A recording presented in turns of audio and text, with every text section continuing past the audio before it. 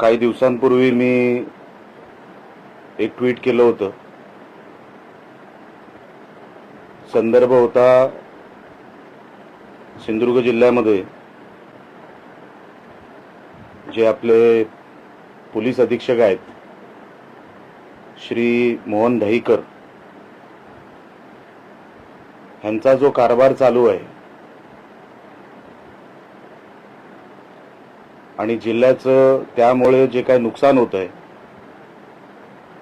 मोठ्या प्रमाणामध्ये, तरुणाईचं होत आहे, जिल्ह्याची आर्थिक व्यवस्था बिघडत चाललेली आहे,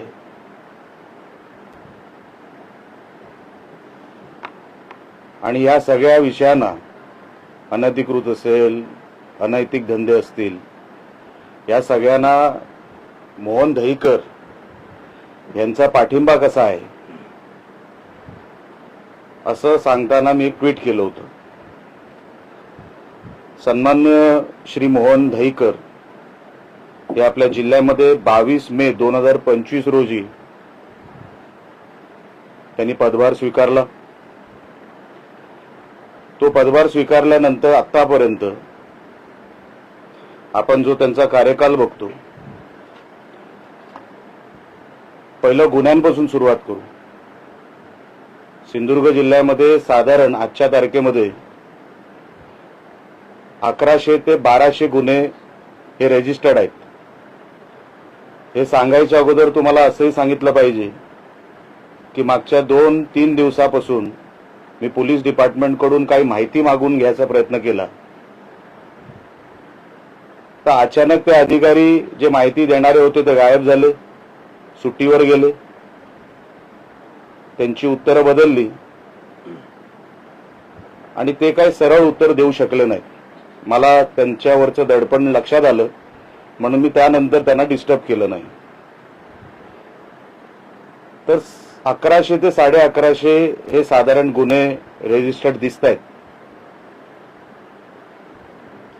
ह्याचं जर कन्व्हिक्शन रेट तुम्ही बघितलं, जे कन्व्हर्जन होतं क्राइम टू शिक्षा, क्राइम टू पनिशमेंट, आपल्या जिल्ह्यामध्ये मागच्या वर्ष दीड वर्षामध्ये हा जो रेट आहे हा लेस देन 20% आहे, 20% खाली आहे. म्हणजे यांचा अर्थ काय होतो, केस रजिस्टर होते, कोर्टामध्ये दाखल होते, FIR दाखल होतो, ऍडजस्टमेंट होते आणि ज्याच्यावर केस होते तो बाइज्जत बरी होतो. ह्याला म्हणतात कन्व्हिक्शन रेट आणि त्याच्यावरचं कन्व्हर्जन. म्हणजे ज्या जिल्ह्यामध्ये कन्व्हर्जन हे 20% कमी आहे, गुन्हे रजिस्टर्ड आहेत, अनेक अजून प्रलंबित आहेत, त्याचा अजूनपर्यंत कुठे काय शोध नाही, त्याचा अजूनपर्यंत काय चाललंय आम्हाला माहित नाही. कोर्टामध्ये जेव्हा हे सगळे गुन्हे जातात ते कन्व्हर्टच होत नाही. काही किरकोळ लोकांना शिक्षा होते, जे ऍडजस्टमेंट करत नाहीत त्यांना शिक्षा होते. असे हे 20% खाली आपल्या जिल्ह्यामध्ये. आणि माझ्याकडे प्रत्येक तालुक्याची आकडेवारी आहे, पण ती आकडेवारी सांगून तुमचा मी वेळ घेणार नाही. तुम्हाला कधी ती आकडेवारी जी माझ्या हाती लागली आहे ती तुम्हाला हवी असेल, मी तुम्हाला तो सेपरेट पेपर आहे पत्रकार परिषदेनंतर तुमच्या समोर ठेवतो. म्हणजे प्रत्येक तालुक्याचे तुम्हाला किती गुन्हे झालेत त्याच्यावरती आता ते त्यांचं काय होतंय ही सगळी आकडेवारी तुम्हाला मी देतो. हा झाला कन्व्हर्जन म्हणजे क्राइम टू पनिशमेंट. ह्याचा रेट आपल्या जिल्ह्यामध्ये लेस देन 20% आहे, तुम्हाला मी सांगितलं. त्यावरूनच पोलीस डिपार्टमेंट, माझा खरं तर पोलीस डिपार्टमेंटवरती काही आक्षेप नाही. जेव्हा पोलीस डिपार्टमेंटचा बॉस तो ठरवतो की डिपार्टमेंट कसं चालवायचं, जर वरचा प्रमुखच पोलीस, एक फार मोठं ही रॅकेट आपल्या जिल्ह्यामध्ये आज सगळीकडे आपल्याला दिसते. आणि हे प्रत्येकाला माहिती आहे, गावागावात आहे. आता मी ही जी बनावट दारू बॉर्डरवरून क्रॉस होते, गोवा बॉर्डरवरून आपल्या राज्यात येते. तुम्हाला मी तारखा सांगतो. ह्या ज्या गाड्या पकडल्या गेल्या, या कुठल्या तारखेला पकडल्या गेल्या आणि कुठे पकडल्या गेल्या, गोवा राज्यातून आलेल्या. 30 जुलै 2025 अणसुरा येथे दारू जप्त, तालुका राजापूर. 16 जुलै 2025 दारू पकडली गेली, तालुका राजापूर. 3 सप्टेंबर 2025 पन्हाळे सौंदळ येथे पकडली गेली. 2,11,00,000ची दारू पकडली गेली, तालुका राजापूर. 28 डिसेंबर 2025 दारू पकडली गेली, तालुका राजापूर. 5 डिसेंबर पकडली गेली, तालुका राजापूर. 10 मे 2025 बनावट दारू पकडली गेली, तालुका राजापूर. 25 मे 2026 दारू पकडली गेली, तालुका राजापूर. 26 मे 2026 13 लाखांची दारू पकडली गेली, तालुका राजापूर. दहीकर आले 22 मे 2025. मी तुम्हाला जुलैपासूनच्या तारखा सांगितल्या. ह्याच्यामध्ये एक तरी कारवाई सिंधुदुर्गामध्ये झाली का? मग ती का झाली नाही? रत्नागिरीच्या एनसीबीने किंवा तिकडच्या पोलीस डिपार्टमेंटने सातत्याने वर्ष दीड वर्षामध्ये इकडून आलेली गाडी तिकडे पकडली, इकडे का नाही पकडली?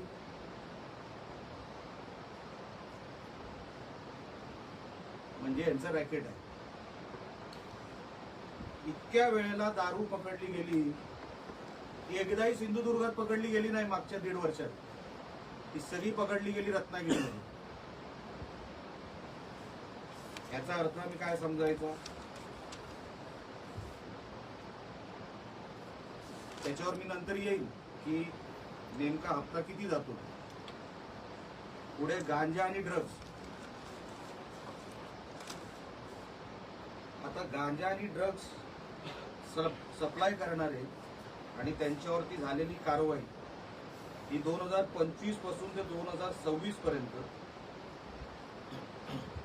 कुडाळ, कणकवली, कुडाळ, मालवण, कुडाळ, पिंगोळी, कुडाळ, टवळीकट्टा ही 7 ते 8 वेळा कारवाई झाली. सकाळी पकडले, संध्याकाळी सोडून दिली, दुसऱ्या दिवशी सोडून दिली.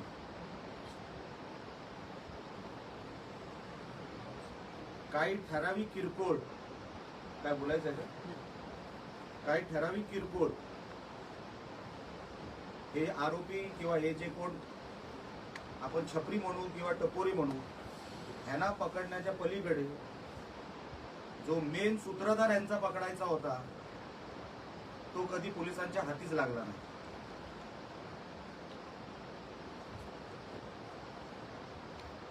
दोन 5, 15-20 यांची ठरलेली पोरं, त्यांच्यावरच कारवाई. पण हा सप्लायर कोण आहे? कोण कुडाळपर्यंत मटेरियल आणतंय? बॉर्डर कोण क्रॉस करतंय? कुठल्या मार्गाने येतंय? समुद्राच्या मार्गाने येतंय किंवा कुठल्या घाट मार्गाने येतंय? ह्याचा शोध 1.5 वर्षामध्ये झालेला नाही. इन्व्हेस्टिगेशन की चला हा पकडला गेला, पण तुला दिला कोणी? तो मेन सप्लायर कोण? त्या सप्लायरचं नाव अजूनपर्यंत पोलीस रेकॉर्डमध्ये नाही. पोलिसांनी रेकॉर्ड बनवायचा प्रयत्न देखील केलेला नाही. मी शोधतोय की असा कोणतरी एक सूत्रधार पोलिसांना भेटलाय का की साहेब हा पकडला तर आपलं हे रॅकेट बंद होतं. चिरीमिरी कोणतरी पकडायचे, चिरीमिरी कुठली तरी कारवाई करायची आणि दाखवायची की आम्ही कारवाई केली आहे.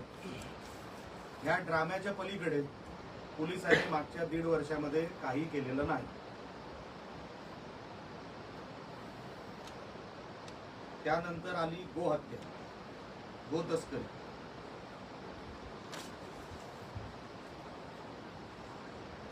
बीफ आपल्या जिल्ह्यामध्ये कुठे कुठे मिळतं, सावंतवाडीपासून ते जग जाहीर आहे. कुडाळमध्ये एक कसाई आहे, त्यांनी तर आता ती काय कटरच आणलेली आहे. मखदूम पीआय जेव्हा होते, मी त्यांना स्वतः फोन करून सांगितलं होतं की अशा कत्तलखान्यांवर, अशा व्यक्तींवर तुम्ही मोका का लावत नाही. अजूनपर्यंत जिल्ह्यामध्ये गो तस्करीवर मोका लागलेला नाही. मी सरकारचं अभिनंदन करतो की आता मोका हा अधिकृत केलेला आहे गो तस्करीमध्ये. अजूनही कुडाळमध्ये, सावंतवाडीमध्ये बीफ विकलं जातं. मस्जिदीच्या बाहेरचे स्पीकर मोठ्या प्रमाणामध्ये फुल व्हॉल्यूम मध्ये वाजवले जातात. एसपीना आम्ही तक्रार करून सुद्धा एसपी त्याच्यावरती काही कारवाई करायला तयार नाही. आमच्या काही संघ परिवाराची लोक रेकॉर्डिंग मला पाठवतात रोजची, ती जी बांग ते लोकांची जेव्हा सुरू होते, पाहिजे तर तुम्हाला मी रोजची ते जे स्पीकर मध्ये जी व्हॉल्यूम असते ते तुम्हाला मी ऑडिओ क्लिप पाठवू शकतो. रोजची तक्रारी करून सुद्धा आमच्या हिंदूंना त्रास होतोय, तक्रार होते, तरी पोलीस दुर्लक्ष करतात. बीफ ट्रेड होतो आपल्या जिल्ह्यामध्ये, पोलीस दुर्लक्ष करतात. एकही कारवाई, तुम्ही सगळे प्रोफेशनल आहात, गोमातेची गाडी ही पोलिसांनी पकडलेली एक तरी घटना मला तुम्ही मला सांगायची की ही कारवाई पोलिसांनी, गोरक्षकांनी पकडलेली गाडी नाही म्हणत आहे आणि नंतर ती पोलिसांच्या ताब्यात दिलेली गाडी म्हणत नाही.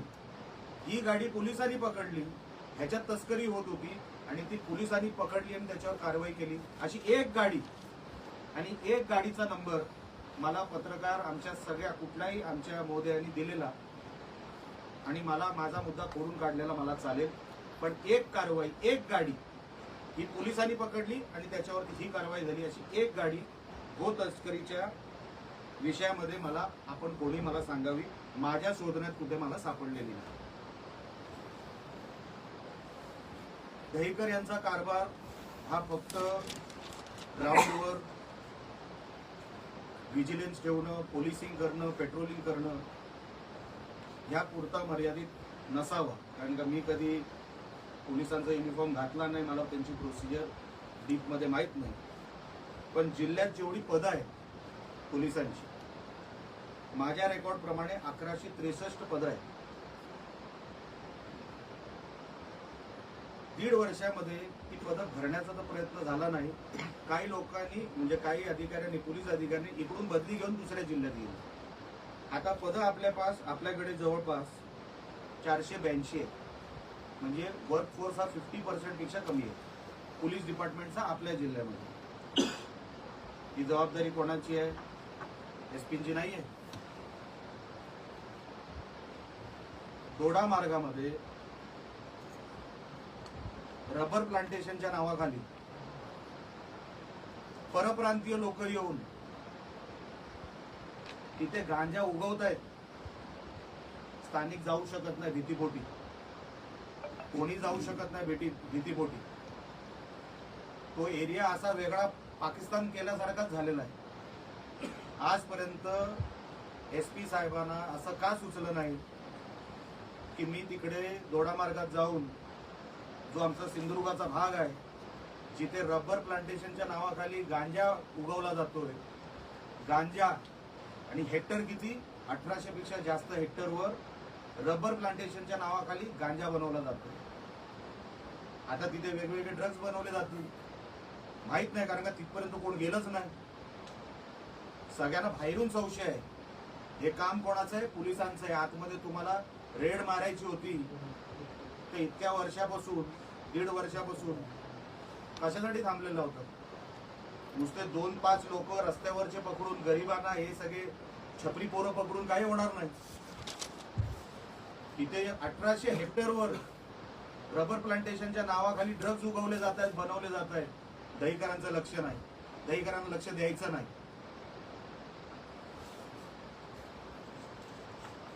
आता येतो मी LCB वर. LCB हे जे खातं आहे पोलिसांच्या डिपार्टमेंट अंतर्गत, मी काय नावं डायरेक्ट सांगणार, मला काय कोणाची भीती नाही. हे कलेक्शन मटका असेल, जुगार, दारू, ड्रग्ज, तस्करी वगैरे वगैरे, हे जे काय 2 नंबरचे धंदे, या 2 नंबरच्या धंद्यांचं जे महिन्याचं इन्कम आहे पोलिसांचं, जे माझ्या सोर्सेसच्या माध्यमातून मला मिळालं, ते 2.25 ते 2.5 कोटी आहे महिन्याचं. परत सांगतो, 2.25 ते 2.5 कोटी रुपये मिनिमम, जास्त असू शकतं, कमी नाही. हे जे डुप्लिकेट दारू बनवायला जे स्पिरिट लागतं ते महाराष्ट्रातूनच गोव्यात जातं. त्याचं डायरेक्ट कमिशन किंवा त्याचं जे काय आहे 2 नंबरचं अंडर टेबल, हे SP ऑफिस. कारण का ते स्पिरिट टाकल्याशिवाय ती डुप्लिकेट दारू बनवू शकत नाही. आणि ती जाते कशाने? पेट्रोलच्या टँकरच्या माध्यमातून, कधी दुधाच्या टँकरच्या माध्यमातून, आणि मोकाट सोडली जाते. ही दिवसा होते, रात्रीची होत नाही. कुठला तरी टँकर पेट्रोलचं किंवा इतर कुठलं तरी टँकर आहे, त्याच्यातून हे स्पिरिट गोव्याला पाठवलं जातं. उघडपणे, उघड्या डोळ्यांनी आमचे SP साहेब बघतात, आणि तीच दारू रिटर्न मध्ये आमची इकडे तरुणांची पिढी खराब करते. आता मी तुम्हाला LCBचं सांगतो, आणि काय गाड्यांचे नंबर देतो रेफरन्ससाठी. जर पोलिसांनी ह्याच्यावरती ऍक्शन घेतली नाही तर मी तर ठरवलंय दर 15 दिवसांनी पोलीस विभागावरच एक पत्रकार परिषद मी घेणार. आणि जोपर्यंत हे असे निष्क्रिय अधिकारी, दहीकर, माझा आरोप हा दहीकरांवरच आहे, हे असे निष्क्रिय अधिकारी, भ्रष्टाचारामध्ये बरबटलेले अधिकारी आमच्या जिल्ह्यामध्ये मी असेपर्यंत, आणि मी ही तक्रार सन्मान्य पालकमंत्री साहेबांकडेही करणार आहे, सन्मान्य राज्याचे मुख्यमंत्री देवेंद्र फडणवीस साहेबांकडे करणार आहे, उपमुख्यमंत्री सन्मान्य एकनाथ शिंदे साहेबांकडे करणार आहे, आणि खासदार साहेबांकडे पण करणार आहे, की असे अधिकारी, मी पण युती सरकारचा एक भाग आहे, जोपर्यंत असे अधिकारी प्रशासनामध्ये असतील आपलं सरकार बदनाम होईल. आपण बदनाम होतोय या अशा अधिकाऱ्यांमुळे. त्याचे आई वडील रडतात, ते सरकारला शिव्या घालतात, पोलिसांना नाही घालत. म्हणून आपण सगळे, मी पण या युती सरकारचा एक घटक आहे, मी पण तेवढाच बांधील आहे या सरकारमध्ये. पण माझा विश्वास आहे या जिल्ह्याचे पालकमंत्री, सन्माननीय मुख्यमंत्री आणि सन्माननीय उपमुख्यमंत्री आणि खासदार साहेब मला या विषयामध्ये न्याय देतील, आणि अशा अधिकाऱ्याला लवकरात लवकर या जिल्ह्यातून त्याची हकालपट्टी करतील. खरं तर माझं म्हणणं आहे, अशी व्यक्ती ही पोलीस फोर्समध्येच नको, पोलीस फोर्स मधून पण यांची हकालपट्टी झाली पाहिजे, ही माझी मागणी आहे. आणि मी ती जेव्हा सन्माननीय मुख्यमंत्री साहेबांकडे आणि बाकी या सगळ्या नेत्यांकडे मी बसेन, तेव्हा मी माझी भूमिका तिकडेही मांडीन, आणि लवकरात लवकर हे असे दहीकरांसारखे अधिकारी आमच्या जिल्ह्यात नको, हे मी सांगायचं काम तिकडेही करेन. LCBचं सांगत होतो. LCB मध्ये बांदा चेकपोस्ट वरून सावंतवाडी मार्गे ही दारू वाहतूक होती. आता LCB खात्याचे, मला कोणाचंही कॅरेक्टर असॅसिनेशन करायचं नाहीये, मी तुम्हाला नावाचे 2 अक्षरं देणार, पुढचा शोध तुम्ही लावायचा. LCB मध्ये हा अधिकारी कोण, किंवा शेवटचं नाव देतो. LCB मध्ये एक राठोड आहे आणि एक डिसोजा आहे. जिल्ह्यामध्ये जेवढी दारू इकडे तिकडे जी काय फिरवली जाते, पसरवली जाते, डिस्ट्रीब्युशन होतं, त्याचे हप्ते जमा करायचं काम ह्या LCBच्या 2 अधिकाऱ्यांकडे आहे प्रामुख्याने. राठोड हा SP साहेबांच्या अतिशय जवळचा आणि लाडका अधिकारी.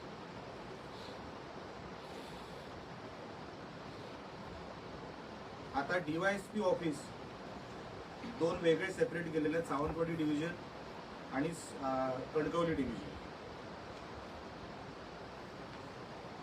सावंतवाडी डिव्हिजन मध्ये फोंडकर नावाच्या एका अधिकाऱ्याकडे जबाबदारी आहे जुगार, मटका, दारू वाहतूक याचं कलेक्शन करणार. DYSP ऑफिस कणकवली, कारण का दोन वेगळे डिव्हिजन केले. साळवी नावाचे अधिकारी आहेत जे जुगार, मटका, वाळू, दारू वाहतूक, वाळू वगैरे सगळे जे काय कलेक्शन करण्याची जी काही जबाबदारी आहे या दोन डिव्हिजन मध्ये ती वाटली गेलेली आहे. मग एक जामदार नावाचे अधिकारी आहेत ज्यांना मालवण आणि तो पट्टा दिलेला आहे. चव्हाण नावाचे आहेत ज्यांना मालवण आणि कुडाळचा एक पट्टा दिलेला आहे.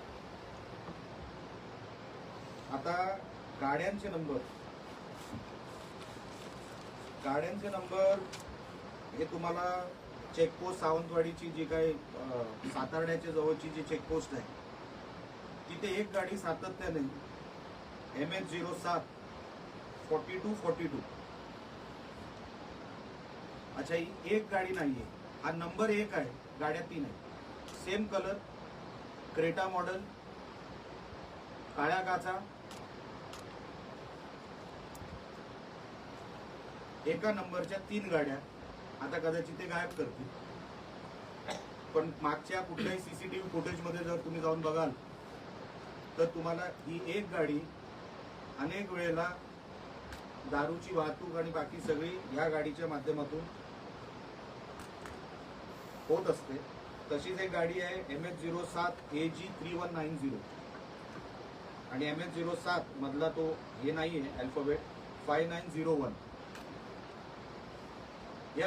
हे आतापर्यंत निलेश राणेला जर माहिती पडलं म्हणजे आपण विचार करू शकता आपल्याला ह्याच्याबद्दल किती माहिती असेल. कदाचित माझ्यापेक्षा जास्तच माहिती आपल्याला असेल. हे सगळं करण्याचं कारण एवढंच, कारण का मागच्या काही दिवसांपासून पोलीस दहीकरांच्या मार्गदर्शनाखाली जसं वागतायत. हा जो डिसोजा नावाचा अधिकारी आहे हा आमच्या आवळे गावात गेला आणि सांगितलं एका छपरी गँग पकडली तिकडची आणि सांगितलं तू दारूचा व्यवसाय सुरू कर, मी तुला सपोर्ट करतो. आता ती सगळी टपोरी मुलं होती. हे आता हल्लीच सांगतो तुम्हाला, मागच्या महिन्याचं. आता पोलीसच आपल्या बरोबर आणि पोलीसच आपल्याला सांगतोय की चल तू दारूचा धंदा सुरू कर, मी तुझ्या बरोबर आहे असं सांगितल्यानंतर त्या पोरांनी सुरू केलं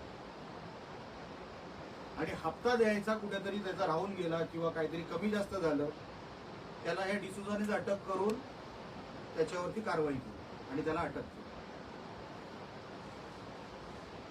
जिल्ह्यामध्ये 2.5 ते 3 कोटी रुपये हा महिन्याचा हप्ता जातो 2 नंबरचा.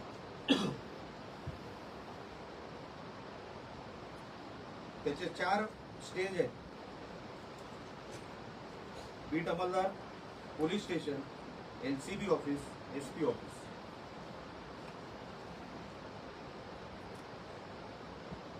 आपल्याला जिल्ह्याला कुठे घेऊन जायचं आहे हे आता पोलीस डिपार्टमेंट नाही ठरवणार. हे उघडपणे होत आहे, उघडपणे हे सगळे प्रकार चालू आहेत. ज्या पत्रकारांनी ह्याबद्दल लिहिलं काही दिवसांपूर्वी, तुला केसमध्ये अडकून टाकीन अशी धमकी देण्यात आली. आमचे सावंतवाडीचे एक पत्रकार, तू लिहितोस कसा? ही जी अरेरावी चालू आहे पोलिसांची, कशाचं कोणावरच पोलिसांचं आता नियंत्रण राहिलेलं नाही. मला वाईट वाटतं, मी या सरकारचा एक घटक असून सुद्धा मला हे सगळं बोलावं लागतं. मी जेव्हा या दहीकरांना पहिल्यांदा भेटलो, जेव्हा ते जिल्ह्यामध्ये आले, मी बुके द्यायला गेलो आणि बुके दिल्यानंतर त्यांना मी सांगितलं की साहेब अशी एक मोहीम सुरू करा ज्याच्यामुळे ड्रग्ज आणि ही दारू कायमची आपल्या जिल्ह्यामध्ये बंद झाली पाहिजे. हो मी करतो, माझा प्लॅन आहे. एक तरी मोहीम रेड मारण्याच्या पलीकडे, किरकोळ रेड आहे, या रेडनी काही होत नसतं. मोहीम चालवलेली या मोहन दहीकरांनी मला तुम्ही मागच्या 1.5 वर्षात सांगायचं. कुठे मोहन दहीकर रस्त्यावर दिसले, कुठे डोंगरावर दिसले, कुठल्या चेक नाक्यावर काहीतरी त्यांना काहीतरी टीप आली, स्वतः दहीकर उतरले, कुठलं आपल्याला नैसर्गिक संकट आलं त्याच्यामध्ये दहीकर पुढे आले. हा माणूस आल्यापासून बदली मागतोय. ज्या माणसाचा मूडच नाही या जिल्ह्यामध्ये राहायचा, तो कलेक्शन करणार नाही तर मग दुसरं काय करणार आहे. म्हणून मी पालकमंत्र्यांना विनंती करणार आहे, पहिला हाकाला अशा अधिकाऱ्यांना ज्यांना कामच करायची इच्छा नाही आपल्या जिल्ह्यामध्ये. आपल्याला आठवत असेल, आपल्या जिल्ह्यामध्ये एक एसपी होऊन गेले प्रसन्ना म्हणून. जी स्पिरिटची गाडी मी तुम्हाला बोलतोय, काही ज्येष्ठ पत्रकार आहेत साहेब, तुम्हाला आठवत असेल स्पिरिटचे टँकर पकडले होते, ज्याचा उल्लेख मी केला, जे गोव्यामध्ये जातात आणि डुप्लिकेट दारू परत आपल्या महाराष्ट्रात येतात. त्या प्रसन्नाने जी कारवाई केली होती त्याच्यानंतर त्याच्यानंतर एसपी आले असतील. सौरभ अग्रवाल यांच्या अगोदर एसपी होते, त्यांना ते नवीन होते, त्यांना काहीच कळायचं नाही. हा सगळा परत व्यवस्था बसली, कारण का सौरभ अग्रवाल कशावर ते काय घेत नव्हते, हप्त्यामुळे पुढे त्यांचा हात नव्हता, ते तसे साफ होते, त्यांचे हात साफ होते.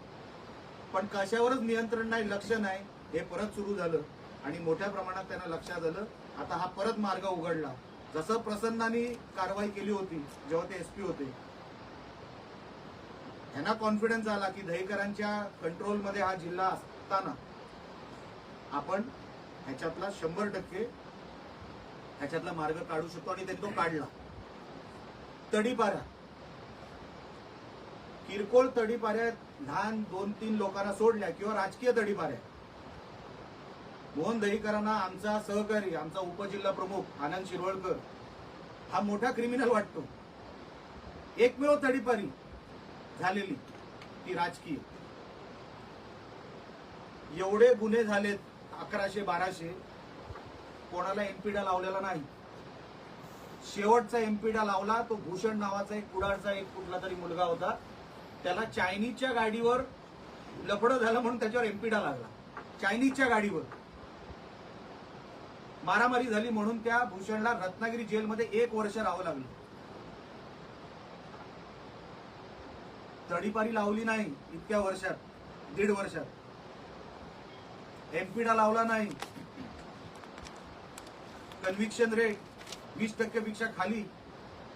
मग तुम्हाला काय वाटतं, इकडे काय गुन्हेगार काय कोणाला घाबरून काय करणार? उघड करतायत, उघड चालू आहे सगळा नाच. आणि हे बघवत नाही, हे कुठेतरी थांबलं पाहिजे. जोपर्यंत मोहन दहीकरांसारखे अधिकारी आपल्या जिल्ह्यात असतील तोपर्यंत हे गुन्हेगार असेच मोकाट, असेच आनंदात आणि समाधानाने त्यांचा कारभार करतील, पैसे कमवतील आणि आपल्या इकडचे तरुण ड्रग्सच्या आहारी जाऊन, दारूच्या आहारी जाऊन त्यांचा जीव जाणार, आई वडील टेन्शनमध्ये, त्यांचं जीवन खराब. हे सगळं पोलीस कंट्रोलमध्ये आणू शकत होते, पण त्यांनी 1.5 वर्षामध्ये का आणलं नाही मला माहित नाही. मी माझ्या आमदारकीचा कार्यकाळ बोलू शकतो, त्याच्या अगोदरचा कार्यकाळ मी काढलेला नाही.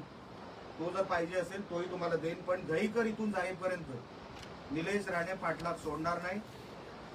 मी स्टिंग ऑपरेशन पण करतो, स्टिंग ऑपरेशन पण करणार पोलीस डिपार्टमेंटच्या विरोधात. जोपर्यंत दहीकर इथून जात नाही,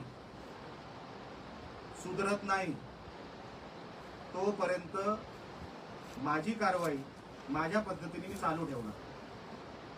मग ते पत्रकार परिषदेच्या माध्यमातून असेल किंवा रस्त्यावरती असेल, मी अशा अधिकाऱ्यांना जिल्ह्यात स्वस्त बसू देणार नाही म्हणजे नाही. ही माझी भूमिका आहे. आपण ह्याच्यावर आणि इतर कुठल्याही विषयावर विचारायचं असेल तर विचारू शकतो. पोलीस बोलताना कालचे बांद्यामध्ये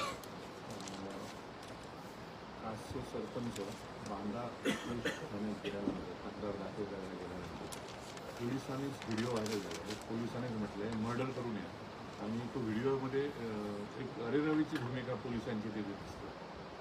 मी सांगतोच आहे ना तुम्हाला की सरकार साहेब इकडे काय भक्तच चालू आहे. जो बॉस असतो ना त्यांनी पोलीस डिपार्टमेंट कसा चालवायचा हा त्यांच्या अधिकारातला विषय असतो. खालचे अधिकारी असंच वागणार आहेत. त्यांना सिरियसनेस कुठे आहे? आज महिन्याचे एवढे पैसे मिळत आहेत तुम्हाला 2 नंबरच्या माध्यमातून, तुम्ही ड्युटी कशाला कराल? कशाला कोर्टामध्ये तुम्ही आयो म्हणून तुम्ही प्रेझेंटेशन कराल किंवा फाईट कराल? तुम्हाला सेटलमेंटचे पैसे मिळत आहेत, तुम्हाला ड्रग्ज दारूचे पैसे मिळत आहेत. या अधिकाऱ्यांना सवय लागली आहे. प्रसन्नासारखे जे कोण एसपी साहेब होते तेव्हा आम्ही त्यांचं काम बघितलंय. काय रुबाब, काय रोखोक वागायची हो. नाही म्हणजे नाही. आज किती कंट्रोलमध्ये आणलं होतं त्या काळामध्ये हे सगळं. हा माणूस इथे बसून बदली मागतो, मला दुसरीकडे पाठवा. मग जा, उघड सांगून जा. हे जोपर्यंत जात नाही साहेब, पोलीस डिपार्टमेंटमध्ये बदल होणार नाही. कारण का ह्यांना इथे मन लागत नाही, ह्यांचा जीव इथे लागत नाही. हे इथून गेलेलेच बरेच. हे जातील, नवीन कोणतरी चांगले येतील तर या जिल्ह्याचं भलं होईल. पोलीस डिपार्टमेंटचं, जिल्ह्याचं म्हणण्यापेक्षा पोलीस डिपार्टमेंटचं. बदल झाला नाही तर रस्त्यावर उतरणार कसं? मी बोललोच, मी सगळं काय, मी टोकाला जातो आणि मी टोकाला जाणारा माणूस आहे. मी काय अधूनमधून त्याच्या ठिकाणी जाऊन स्वतः रेड मारतात. तेच एसपींचं अपयश आहे. पालकमंत्री साहेबांना काय करायचं आहे? जिल्हा साफ सुधरा पाहिजे, जिल्हा मटका मुक्त पाहिजे, दारू मुक्त पाहिजे, ड्रग्ज मुक्त पाहिजे. ते कोणाला सांगणार? पोलिसांना. आता ह्यांना